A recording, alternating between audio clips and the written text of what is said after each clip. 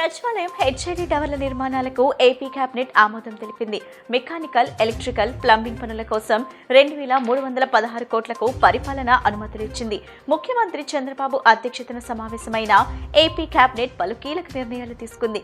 అమరావతి అభివృద్ధి, ఉపాధి సృష్టి, జలవనరులు, వ్యవసాయం, పరిశ్రమలు, పర్యాటకం, విద్యుత్ అంశాలపై కీలక నిర్ణయాలు తీసుకుంది. సిఆర్డీఏ నిర్ణయాలకు రాష్ట్ర మంత్రివర్గం ఆమోదం తెలిపింది.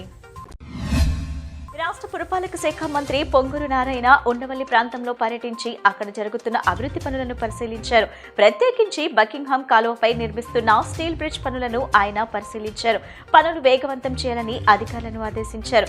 అమరావతిలో జరుగుతున్న రహదారులు మరియు మౌలిక సదుపాయాల కల్పన పనులను ఆయన నిశితంగా పర్యవేక్షించారు. బ్రిడ్జ్ నిర్మాణంలో 88 గడ్డర్లను ఏర్పాటు చేయాల్సి ఉండగా పనులను త్వరితగతిన పూర్తి చేయాలని మంత్రి ఆదేశించారు. సీడ్ యాక్సెస్ రోడ్ అనుసంధానానికి సంబంధించి సుమారు 4.5 ఎకరాల భూమి విషయంలో ఉన్న సమస్యను పరిష్కరించేందుకు 4 రోజుల సమయం ఇచ్చామన్నారు. మహిళలు సంపాదిస్తే ఆ కుటుంబం ఆర్థికంగా అభివృద్ధి చెందుతుందని విజయవాడ ఎంపీ కేశినేని శివనాథ్ అన్నారు. ముఖ్యమంత్రి చంద్రబాబు ఎప్పుడూ మహిళల గురించే ఆలోచిస్తుంటారని, సంక్షేమ కార్యక్రమాల్లో మహిళలకే పెద్దపీట వేశారన్నారు.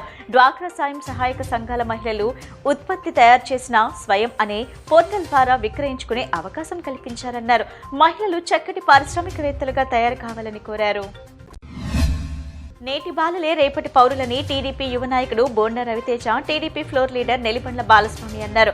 10వ తరగతి పరీక్షలు విద్యార్థుల జీవితంలో ఎంతో కీలకమని, ఈ నెల 16 నుంచి ప్రారంభమయ్యే పరీక్షల్లో ప్రతి విద్యార్థి అత్యుత్తమ మార్కులు సాధించాలని ఆకాంక్షించారు.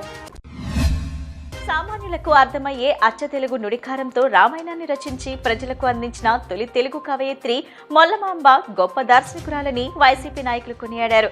కవయిత్రి మొల్లమాంబ జయంతిని రాష్ట్ర పండుగగా గుర్తించినందుకు వైఎస్ జగన్ కు ధన్యవాదాలు తెలిపారు.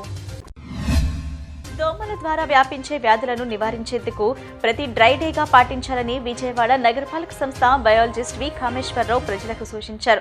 కమిషనర్ ధ్యాన్ చంద్ర ఆదేశాల మేరకు కృష్ణలంక ప్రాంతంలో వీఎంసీ సిబ్బంది డ్రై డే కార్యక్రమం నిర్వహించి ఇళ్ల పరిసరాల్లో నీరు నిల్వ ఉండకుండా చూడాలని అవగాహన కల్పించారు. కూలర్లు, పూల కుండీలు, ఖాళీ డబ్బాలు, పాత టైర్లలో నీరు నిల్వ ఉండకుండా జాగ్రత్తలు తీసుకోవాలని సూచించారు. ఈ కార్యక్రమంలో శానిటరీ, మలేరియా సిబ్బంది, హెల్త్ అసిస్టెంట్లు, ఆశా వర్కర్లు పాల్గొన్నారు. నీలం రంగు ప్రశాంతతకు, విశ్వసనీయతకు, స్థిరత్వానికి చిహ్నం లాంటిదని శ్రీ గౌతమ్ విద్యా సంస్థల అధినేత ఎన్ సూర్యారావు అభిప్రాయపడ్డారు. ఈ సృష్టిలో ఉన్న రంగుల యొక్క ప్రాముఖ్యతను విద్యార్థులకు తెలియజేయడం కోసమే రంగుల వారోత్సవ వేడుకలు ఎంతో అంగరంగ వైభవంగా నిర్వహించుకుంటున్నామని పేర్కొన్నారు.